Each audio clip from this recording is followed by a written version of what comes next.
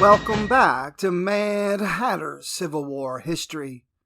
Imagine stepping into a world where the very landscape conspires against you, where thick forests become a twisted maze, and the air is thick with the scent of gunpowder and the echoes of clashing sabers.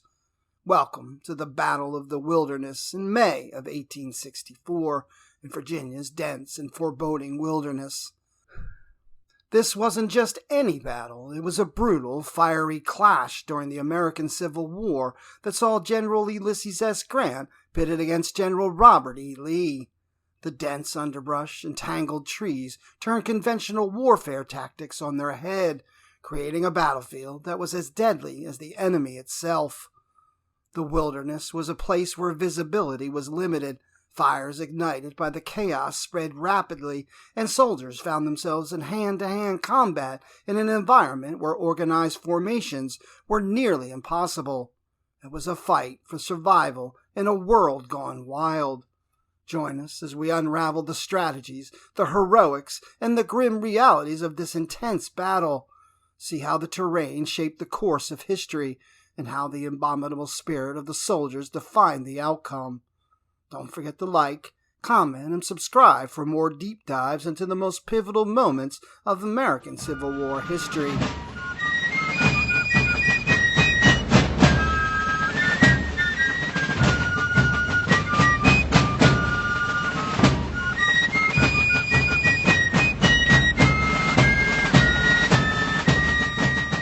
The Union Army crossed the Rapidan River to commence its powerful 1864 spring offensive. Confederate General Robert E. Lee scrambled to divine his enemy's intentions, but not even Lee could fully pierce the fog of war. The great spring campaign of 1864 was about to get underway. For weeks, Lee had watched the Union forces camped to the north of the Rapidan River grow in size and confidence. On May 2, 1864, he met with his senior officers atop Clark's Mountain, a high point just south of the Rapidan River and the location of one of the best observation posts and signal stations. A staff officer, Major Jedediah Hotchkiss, later wrote that Lee had concluded from the bustle in the Federal camps that an early movement was in contemplation. Hotchkiss also credited Lee with accurately predicting the exact points where Major General George G. Meade's Army of the Potomac would cross the river. While Lee may have pinpointed the Federal crossings, little he did during the ensuing Battle of the Wilderness indicated he fully understood his enemy's intentions. The next day, May 3rd, Lee telegraphed his assessment of the situation to Confederate President Jefferson Davis in Richmond. After ticking off the reported movements of the Union forces as close as Virginia and as far away as Florida, Lee cautioned Davis to look to see them operating against Richmond and make preparations accordingly.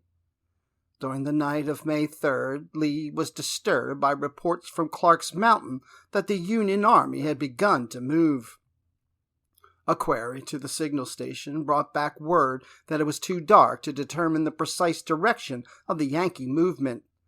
The officer in charge was told to report the enemy's direction as soon as it was light. Lee ordered Lieutenant General Richard S. Ewell's Second Corps to be ready to march at dawn. More information continued to arrive during the pre-dawn hours of May 4th as Lee pondered a critical question. Which way was the Union Army coming at him?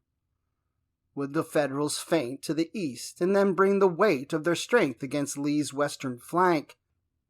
Was it more probable that the Union host would shift to the east and either cross the Rapidan River near Chancellorsville or the Rappahannock River at Fredericksburg? Detachments of Major General Jeb Stuart's cavalry were spread along the Rapidan at every major ford to spot any crossings and gather intelligence about the composition of the forces involved. Reports began trickling in throughout the early morning hours.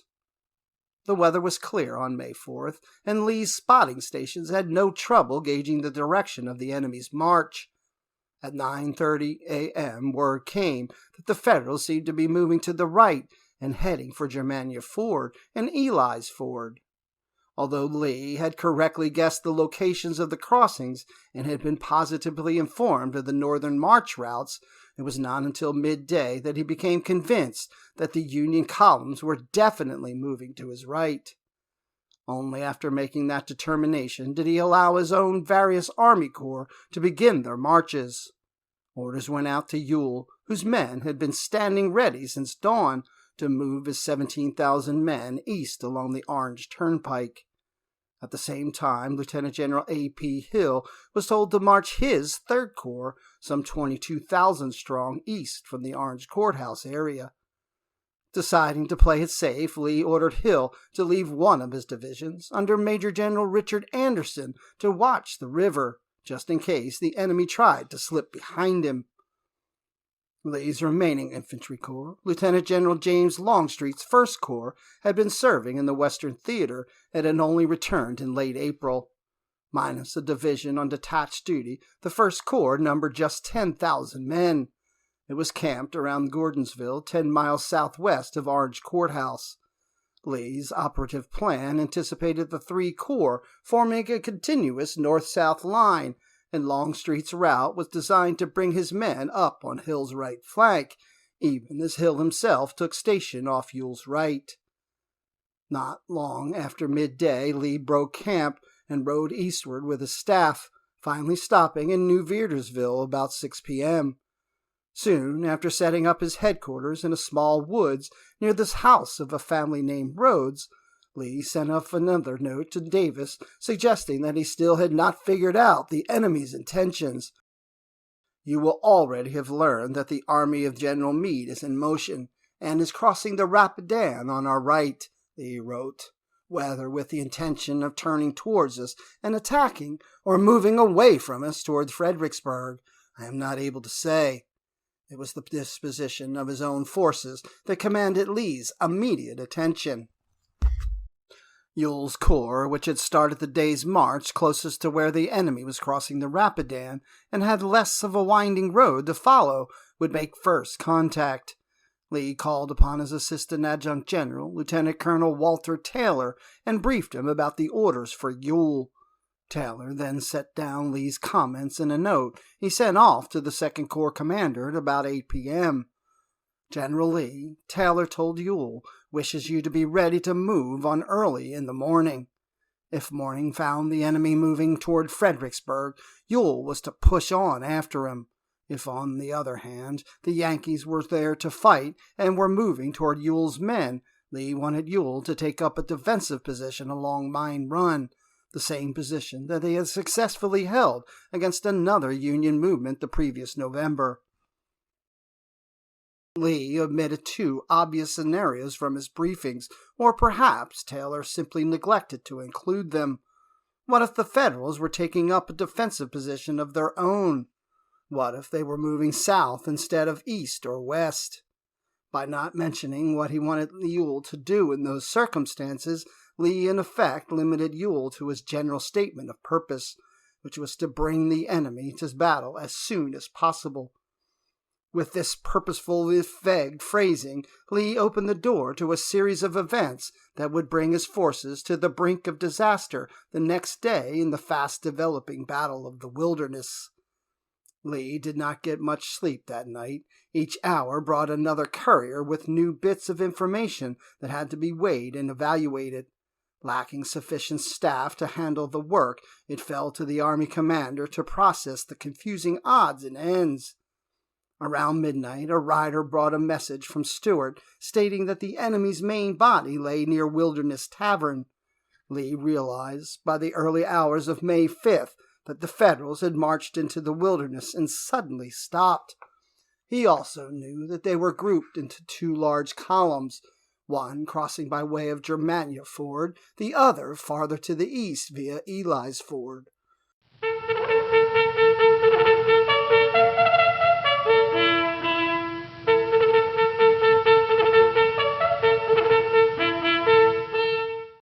The numbers did not favor Lee. Counting the 2 divisions of Hill's corps and the 3 in Ewell's, there were 5 Confederate infantry divisions on hand to face perhaps 4 Federal corps. While Lee may have hoped to strike the enemy quickly, those aspirations were tempered by the knowledge that the earliest Longstreet's corps could arrive on the scene would be late on May 5th. Confrontation, not combat, became Lee's watchword. A year earlier, at the Battle of Chancellorsville, he had fixed the enemy in place with 2 divisions and crushed their flank with 3 others. To enact a similar plan against Meade's troops, he had 5 divisions to locate and hold Federals in place while Longstreet's divisions were being hustled up to deliver the flanking blow. While Lee finished his pre-dawn breakfast, the Confederate columns resumed their march. Ewell's men following the Orange Turnpike, Hill sliding off to the Orange Plank Road. Lee saddled up his horse Traveler and decided to join Hill's column. Lee's decision to ride with Hill instead of Ewell likely stemmed from several reasons. One was Hill's unpredictability. The veteran officer suffered from various real and imaginary ailments and could not always be counted upon to exercise firm control of his troops. Then, too, Lee expected Hill to link up with Longstreet's turning force. The junction of the 2 corps was critical, and the commanding general could keep a closer eye on this union by traveling with Hill's veterans. When Hill's soldiers reached the weathered but still serviceable earthworks that stretched north to south along the course of Mine Run, the files likely slowed in anticipation of taking up positions. But no order to halt was given. Instead, the columns continued to press toward the east. Realizing Lee's intentions to strike the enemy, the men set up a rolling cheer. Some were heard to call out, "Marse Bob is going for them this time."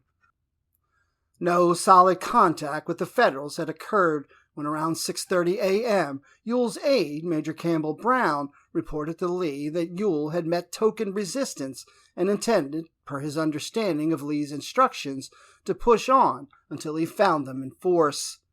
Now, Lee changed his mind, suddenly worried that his 2 increasingly divergent infantry corps could not support each other. He did not want Ewell barreling into a fight. Lee gave Brown fresh instructions that significantly modified those of the previous evening. Lee was emphatic that he did not want a general engagement brought on until Longstreet could come up, which would hardly be before night. Furthermore, Lee wanted to be certain that Ewell did not get his troops entangled so as to be unable to disengage them. Behind this decision was the fact that Lee was still unclear as to the location and purpose of the enemy. Lee continued on with Hill, the 2 generals riding near the head of the column. At least a full brigade of infantry plus cavalry squads screened the commanding party. 2 miles west of Parker's Store, the advanced elements ran into Union cavalry force, aggressively probing toward Mine Run. The first encounters with the Union cavalry took place between 6:30 and 7 a.m. The horsemen, though outnumbered, succeeded in delaying the approaching rebel columns. After a time-consuming deployment, one of Hill's brigades finally shoved the stubborn troopers back 2 miles to Parker's Store, where the open ground made it impossible for the cavalrymen to make a stand. Lee reached Parker's Store sometime after 8 a.m. There, the officers could hear a deeper rumble of continuous firing further south, where one of Stewart's brigades was covering the Cartharpin Road, which led east to Todd's Tavern. At Parker's Store, Hill's men entered the outer limits of the wilderness, a densely forested region choked with underbrush and stunted trees that encroached on both sides of the narrow road, further slowing down the column, which could move only as fast as its flanking parties. Another 3 hours passed before Hill's cautiously advancing columns, still pushing the Yankee cavalry, overran another open area around a farm known locally as Widow Tapp's. Here Lee pondered his situation. His biggest worry at the moment was establishing a firm connection between Hill and Ewell. The message that Ewell's chief of staff, Lieutenant Colonel Alexander Sandy Pendleton, brought to Lee shortly after noon could not have been comforting to the commander. The Second Corps was taking up a line of battle along what Ewell termed a commanding ridge on the western side of an open area called Saunders Field. Ewell also reported that the Federal force confronting him was growing in size. To make matters worse, at about 11 a.m., he observed a column of Union troops heading south across the Orange Turnpike.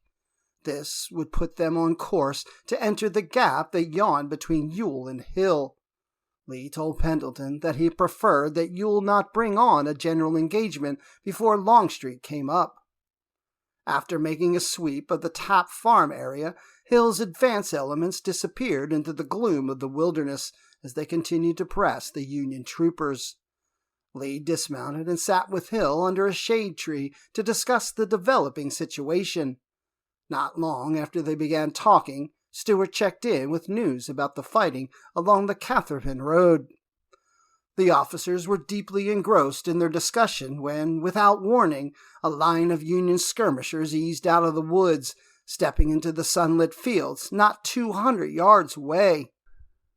Stewart stood up and stared at the Federals, but Hill did not move. Lee walked without panic toward the Orange Plank Road, calling for a staff officer, Walter Taylor.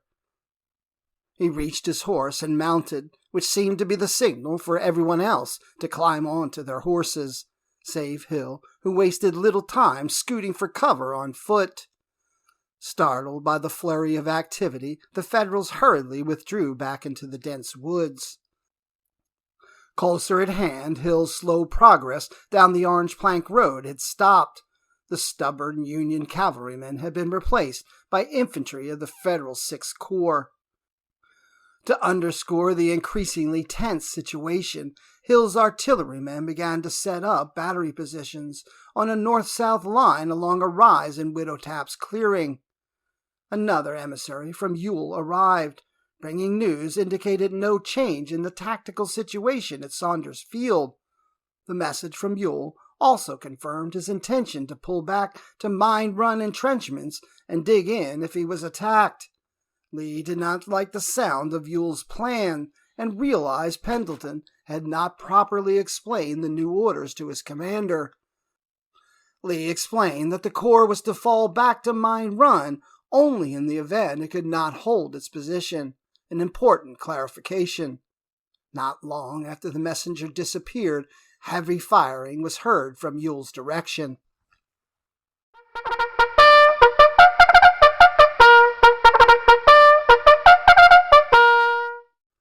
For the next hour and a half, there was little for Lee to do but listen to the sound of fighting on Ewell's front and watch the slow development of Major General Henry Heath's division of Hill's Corps in the woods along the eastern edge of Widow Tapp's fields.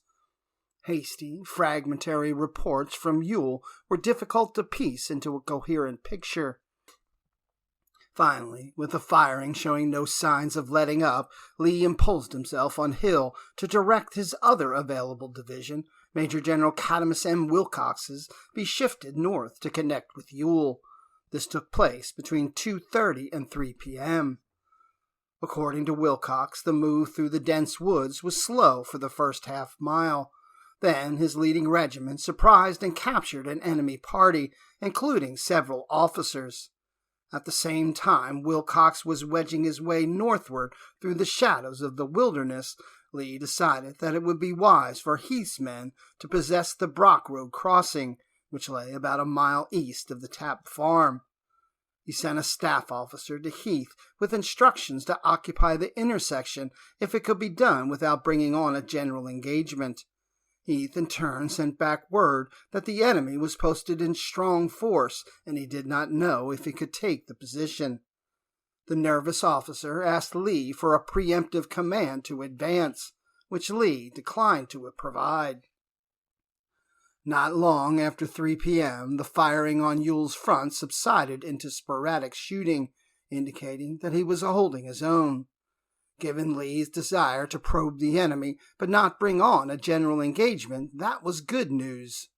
Lee was content to let Heath's men settle into their positions across the Orange Plank Road without further provoking a response, but he had not counted on the Federals changing the picture.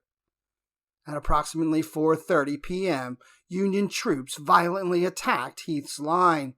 Lee was not expecting the northern surge, and he immediately issued orders recalling Wilcox's division.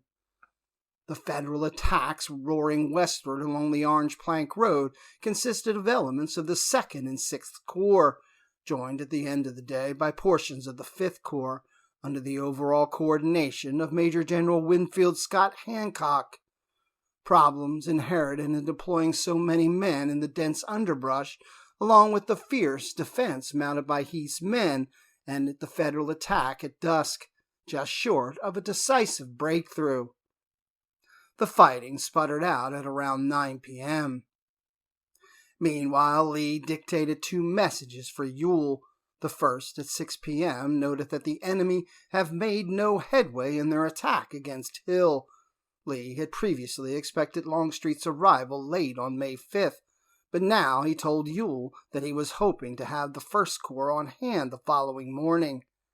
Lee went on to sketch a plan that had echoes of the second day at Gettysburg. If Ewell believed there was no chance to operate against the enemy's right flank, Lee proposed to crush their left, in which case the 2nd Corps commander should be prepared to reinforce the Confederate right. In a message following an hour later, Lee reiterated the previous note. "The enemy persist in their attack," said the dispatch, "and we hold our own as yet." The size of the enemy buildup against Hill gave Lee cause to hope that the Federals had weakened their right to reinforce their left. If such was the case, Ewell should advance and occupy the high ground near Wilderness Tavern in order to cut off the enemy from the river.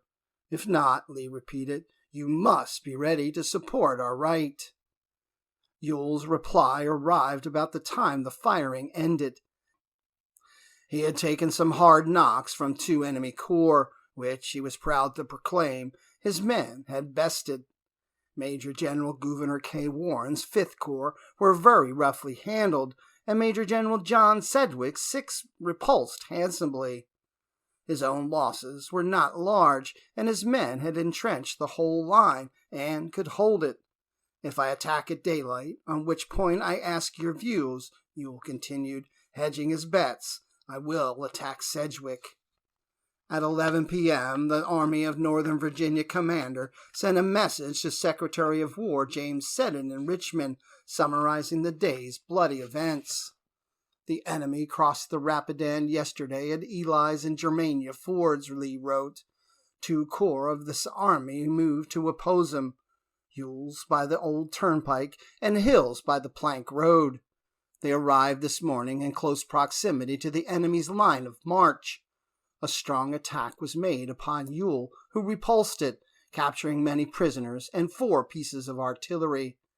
The enemy subsequently concentrated upon General Hill, who, with Heath's and Wilcox's divisions, successfully resisted repeated and desperate assaults. A large force of cavalry and artillery on our right flank was driven back by Brigadier General Thomas Rosser's brigade. By the blessing of God, we maintained our position against every effort until night, when the contest closed. We have to mourn the loss of many brave officers and men. The message suggested that Lee believed Grant was actually shifting troops from one flank to another.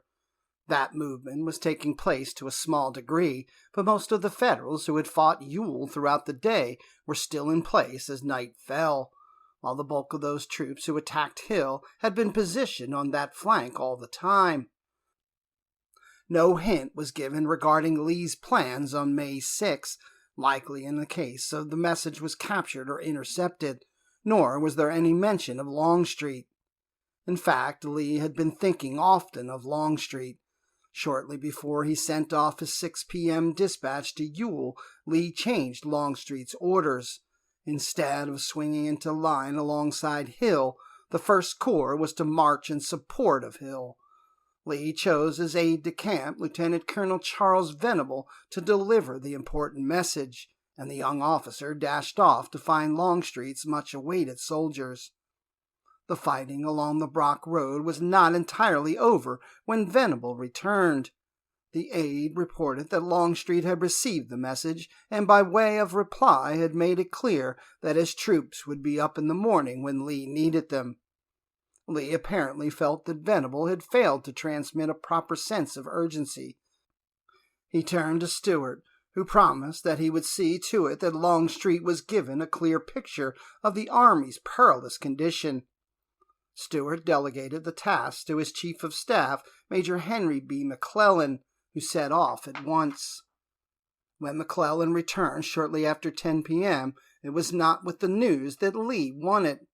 McClellan had gone as far as Longstreet's leading division and only spoken to its commander. The infantry were in bivouac, and the officer told McClellan that Longstreet's orders, which he was not going to override on the unsupported word of a young cavalryman unknown to him, were to resume the march at 1 a.m.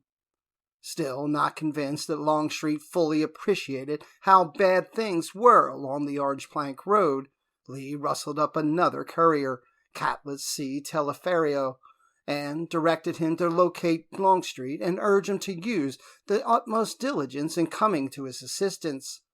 It was well past midnight before Teleferro returned with a reply from Longstreet, promising Lee that his men would be with him at daylight and ready to go do anything he wants done. Lee immediately sent the courier back to reiterate that Longstreet must strain every nerve to reach our lines before day. The net result of all this was that Lee was only able to catnap sporadically throughout the night. He worked steadily past 11 p.m., assessing field returns and generating his report to Richmond. The next few hours witnessed constant interruptions as first McClellan and then Teleferro shuttled messages to and from Longstreet. There was also a visit from Wilcox and sessions with Hill. All in all, it was a long, wearying night filled with work and tension. Lee had now gone several days without adequate rest. The general surely felt taxed and worn, and perhaps that helps explain Lee's utter failure to ready and consolidate Hill's spread-out divisions from what he must have suspected the morning would bring.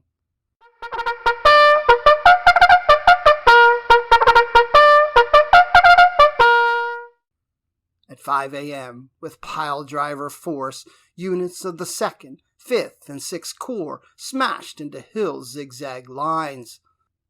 Once again, the weary, outnumbered Confederates were magnificent in defense, but it was a losing proposition.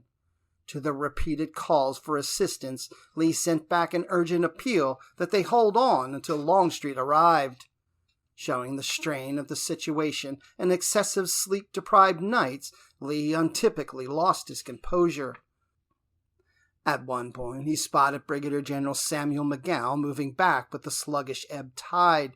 He rode over and gave the brigadier what amounted to a tongue-lashing, comparing the condition of McGowan's veteran regiments to a flock of geese. Spurred by Lee's anger, McGowan immediately began to reform his brigade. The batteries the Confederates had spread along the western edge of the tapped fields as a last resort also began to open fire, belching canister rounds eastward. When Wilcox showed up to report the sorry state of his command, Lee sent him off to find help. "Longstreet must be here," Lee exclaimed. "Go bring him up."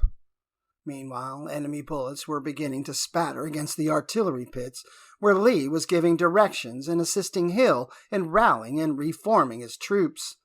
Walter Taylor never forgot the sight of Lee dashing among the fugitives, and who personally called upon the men to rally. A staff officer present heard Lee ask no one in particular, "Why does Longstreet not come?" His question was answered as a tightly massed column of fresh troops appeared on the Orange Plank Road. Although Longstreet had deployed most of his arriving brigades along the south side of the Orange Plank Road, it was the leading unit north of that Lee initially spotted. Even though the troops of the Texas Brigade had fought with Lee in many previous battles, their commander, Brigadier General John Gregg, was unknown to him. "General," Lee called out to the unidentified officer, "what brigade is this?" "The Texas Brigade," came the reply. Knowing that the men were heading into a maelstrom where only dash and courage would carry the day, Lee next provided a bit of theater and inspiration. "I'm glad to see it," he called out loudly enough for everyone nearby to hear him. "When you go in there, I wish you to give those men the cold steel. They will stand and fight all day and never move unless you charge them." He continued, "The Texas Brigade always has driven the enemy, and I want them to do it now. And tell them, General, that they will fight today under my eye. I will watch their conduct. I want every man of them to know I am here with them." As the battle line surged around and past Lee in the grip of great emotion, cried out, "Texans, always move them." A courier in the Texas ranks turned to a comrade and with tears coursing down his cheeks exclaimed, "I would charge hell itself for that old man." As the 800 members of the Texas Brigade moved across Widow Tap's fields, Lee rode with them. By the time the leading ranks had reached the middle of the clearing, it became apparent that he intended to remain with them. "Go back, General Lee, go back," came the cry. In the recollection of one onlooker, 5 or 6 of his staff would gather around him, seize him, his arms, his horse reins, but he shook them off and moved forward. Venable, who was also present, recalled that the gallant General Gregg, turning his horse toward General Lee, paraded with him. Lee eventually took Gregg's hint and began to fall back, while fired by Lee's inspiration, Gregg's 800 soldiers charged into a Union meat grinder that killed or wounded all but 250 of them. The Texans and Arkansans gave their bodies to slow the northern onslaught. The Union troops broke their own momentum to stop and gun down Gregg's men. Coming up to support Gregg was Brigadier General Evander Law's Alabama Brigade. One of Law's men recalled seeing Lee and thinking that he appeared to be very much perturbed over his misfortune, and it was the only time I ever saw him excited. Lee repeated the scene with the Texas Brigade when told who the new troops were, crying, "God bless the Alabamans! Alabama soldiers, all I ask of you is to keep up with the Texans." Once more, Lee's fabled charisma was working. It was impossible not to feel that every man that passed him was, for the time being, a hero, wrote an officer on the scene. An unabashed Lee admirer in the Alabama ranks thought the general looked as though he ought to have been, and was, the monarch of the world. Longstreet's powerful counterattack began at 6 a.m. For the next 2 hours, brutal fighting raged in the wilderness, with neither side gaining an advantage. But the seemingly irresistible momentum of Hancock's attack had been checked. There was more good news coming to Lee. Starting around 8 a.m., the first files of Major General Richard Anderson's division of Hill's Corps began to arrive. Recognizing that the principal action was taking place along the Orange Plank Road, now covered by the 1st Corps, Lee instructed Anderson to report to Longstreet for orders. Lee seemed content to let Longstreet run the show. When word came from Hill that he needed one of Anderson's brigades to help him stop an enemy effort to thrust between him and Ewell, Lee told the messenger, "Well, let's see General Longstreet about it." Between 8 and 10 a.m., as the last spasms of fighting flared along the Orange Plank Road, Longstreet learned of an opportunity to use an unfinished railroad cut as a concealed avenue of approach to flank the enemy in the front. He moved at once to take advantage of this opportunity. By this time, Lee had recovered his customary composure and displayed none of the excitement he had exhibited when the enemy had broken through Hill's lines. When a courier galloped up atop a hard-ridden, foam-flanked animal, Lee chastised the soldier. "Young man, you should have some feelings for your horse." When another of Hill's officers appeared with a situation report, Lee quizzed him closely. At least one bit of information seemed to bring Lee a certain peace of mind. Contact had been made by Hill's men with Ewell's, so for the first time in the engagement, Lee had a continuous battle line running from the Orange Turnpike to the Orange Plank Road. Lee's decision to move Hill north of the Orange Plank Road kept him one step ahead of the Federals, who had tried and failed to exploit the gap with a portion of the Ninth Corps. With the hole plugged, the way was now clear for Longstreet to carry out his flank attack. This action, involving 4 brigades led by Longstreet's Assistant Adjutant General, Lieutenant Colonel G. Moxie Sorrell, got rolling at about 11 a.m. It achieved the tactical surprise its organizers had hoped for, and, in Hancock's own words, began to roll up the Union battle lines like a wet blanket. Once he was confident that the flank attack was well underway, Sorrell rode back to the Orange Plank Road to find Longstreet. Lee was with Longstreet as he passed around congratulations and, accompanied by staff and other officers, began riding toward the fighting. Lee intended to occupy the party, but lingered behind to direct the clearing of the road to allow artillery to come forward. That delay was providential. In the swirling confusion of the battle, Longstreet's group was mistaken for Federal cavalry and swiftly fired upon. Longstreet was felled by a serious wound in the neck. Lee remained in place once the firing erupted. After a few minutes, an ambulance rattled past and then returned bearing the stricken First Corps commander. An English observer, Francis Dawson, never forgot the sadness in Lee's face and the almost despairing movements of his hand when he was told that Longstreet had fallen. Sorrell came up next with his report for Lee. Before he had been put into the ambulance, Longstreet instructed the staff officer to tell Major General Charles Field, next in command, to resume the drive to the Brock Road as quickly as possible. Sorrell found Lee greatly concerned by the wounding of Longstreet and his loss to the army. He was most minute in his inquiries and was pleased to praise the handling of the flank attack. Longstreet's message was given, but the general was not in sufficient touch with the actual positions of the troops to proceed with it as our fallen chief would have been able to do. At least I received that impression, because activity came to a stop for the moment. Field, who now labored to bring some order to the various brigades scrambled together along the Orange Plank Road, got help from Lee, who remained near him, giving verbal directions. There was no thought of assuming any defensive position. Lee remained fixed on his intentions, stated earlier to Ewell, to crush the enemy's left. The regrouping of Longstreet's tangled striking force took several hours. Fortunately for Lee, the Federals seemed in no condition to spoil things by counterattacking. In fact, all their energies were directed at improving a crude defensive line that had been scratched out along the Brock Road.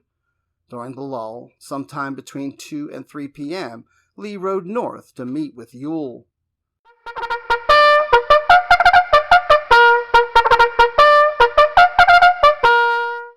This meeting sparked controversy after the war, stemming from the writings of one of Ewell's subordinate officers, Brigadier General John B. Gordon. Early in the day, the capable and aggressive Gordon had spotted a glaring weakness in the Federal position north of the Orange Plank Turnpike. The right flank of the Union line was in the air and vulnerable to a turning movement. Throughout the late morning and early afternoon, Gordon had tried, without success, to convince Ewell that great opportunity beckoned to hammer the Union right. The Second Corps commander, worried about other threats to his troops, was unreceptive to Gordon's ideas. According to Gordon, it wasn't until Lee showed up and overrode Ewell by approving Gould's bold flanking plan that the enterprise was allowed to proceed.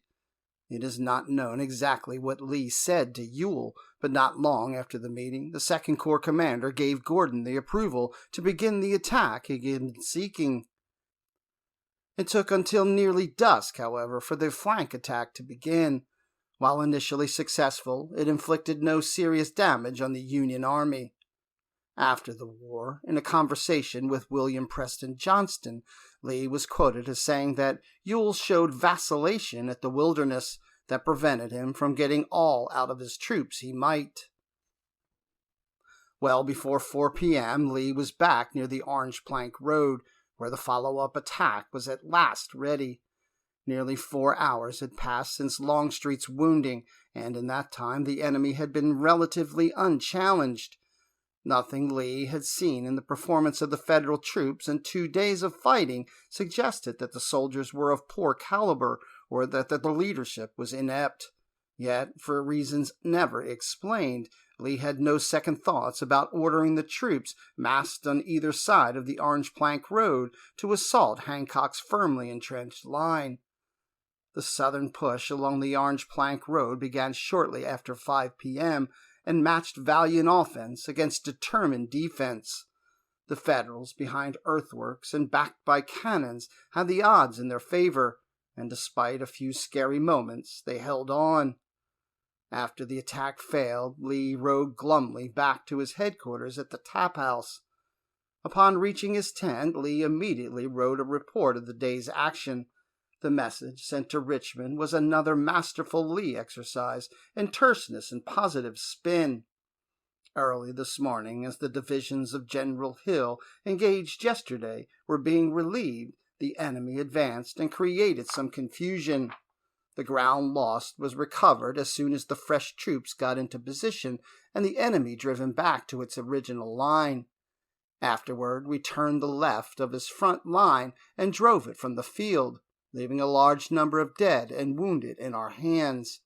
A subsequent attack forced the enemy into his entrenched lines on the Brock Road. Every advance on his part, thanks to a merciful God, has been repulsed. Our loss in killed is not large, but we have many wounded, most of them slightly, artillery being used on either side. I grieve to announce that Lieutenant General Longstreet was severely wounded.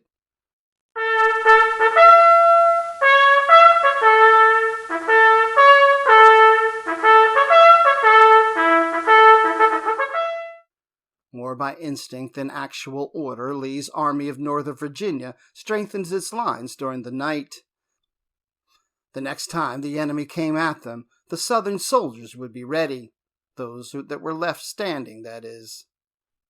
As many as 1 out of 6 soldiers who marched into the wilderness wearing gray was either wounded, killed, or missing by nightfall on May 6th, a staggering 8,000 men in all. In the cold equations of warfare, the Battle of the Wilderness bore mixed results for the Confederacy. An enemy army, superior in numbers of men and artillery, had tried and failed to bring the Army of Northern Virginia to bay. Yet, while more than holding his own, Lee had not been able to turn Meade's force from its course. The leadership exercised by Lee was also mixed. Other than giving direction to the full and partial corps that were struck by the enemy on May 5th, Lee had little tactical control over the combat. Thanks to Ewell's adroit shifting of resources and the nullifying effects of the Wilderness on Hancock's late afternoon attack against Hill, the Confederate Army barely managed to survive a bad day. The record for May 6 was not much better. Lee's failure to better prepare Hill's men for Hancock's dawn attack nearly began the day with a disastrous rout. After Longstreet's wounding, Lee's insistence on a late afternoon assault along the Orange Plank Road resulted in the loss of thousands of valuable men.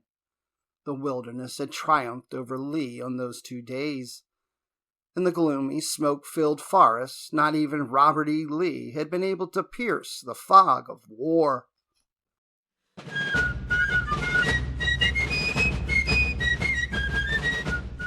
Thanks for watching this episode of Mad Hatter's Civil War History. Like, follow, and click the bell for notifications to ensure you see all of the latest content. As always, let me know if there's any other important events of the American Civil War you would like me to address.